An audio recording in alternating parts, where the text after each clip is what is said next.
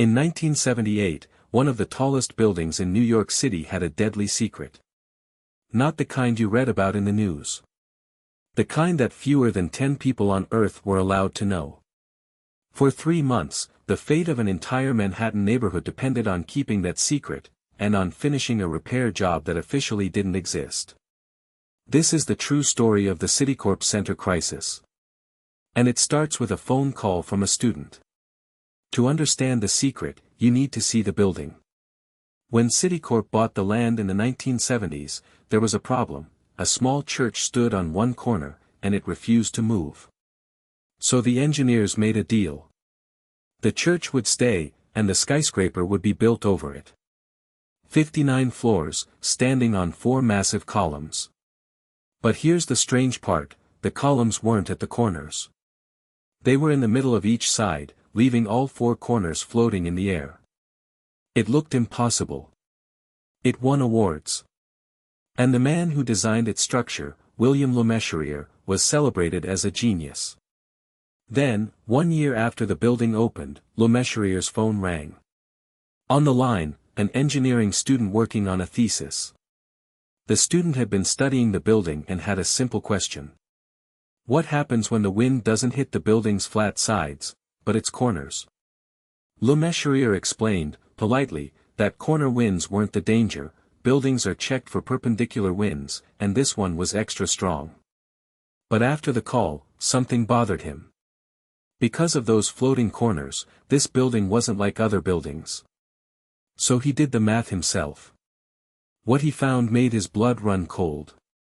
For diagonal winds, the stress on certain joints jumped by 40%. On its own, maybe survivable. But then Lemessurier discovered something worse. His design had called for welded joints, the strongest kind. To save money during construction, the builders had switched to bolts. Nobody had rechecked the numbers for corner winds. He combined the 2 discoveries and calculated the result. A strong enough storm hitting the corners could snap the joints, one by one, and bring down all 59 floors into the middle of Manhattan.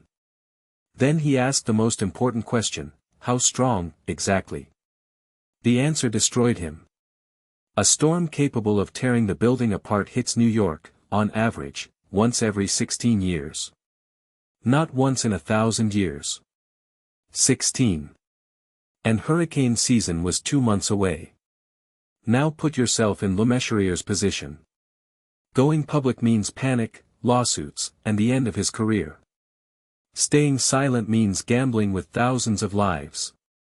He later admitted he briefly thought about a third option, but instead, he did something engineers still study today. He reported himself. He called the lawyers. He called Citicorp. He told them their brand new tower could fall, and that it was his responsibility. What happened next sounds like a spy movie. Citicorp agreed to fix the building in total secrecy. Every night at 8, after the office workers went home, welding crews slipped into the tower. Floor by floor, joint by joint, they welded thick steel plates over more than 200 bolted connections. Every morning at 6, they vanished, and thousands of employees came to work, never knowing. The press was told it was routine maintenance. Meanwhile, the city quietly prepared an emergency plan to evacuate every building within 10 blocks. The Red Cross estimated potential casualties. That number was never made public. And then, halfway through the repairs, the nightmare scenario appeared on the weather radar. Hurricane Ella, Category 3, moving up the Atlantic coast, heading toward New York. The welds were half finished.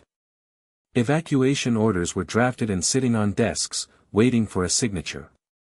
And a few hundred miles from the city, Ella slowed down, turned east, and disappeared into the open ocean. The city never knew how close it came. The repairs were finished before the next storm season. The building is now considered one of the safest skyscrapers in New York. And the secret held for almost 20 years, until a journalist uncovered the story in 1995. Today, the Citicorp crisis is taught in every engineering ethics class in the world. Not because of the mistake. Mistakes happen. It's taught because of the phone call a man made against his own interest. And that student who asked the question. For decades, nobody even knew her name, Diane Hartley. She never found out about the crisis she uncovered, until she saw it on television, 20 years later. Some heroes never know they saved a city. If this story amazed you, subscribe. There are more engineering secrets they never told you.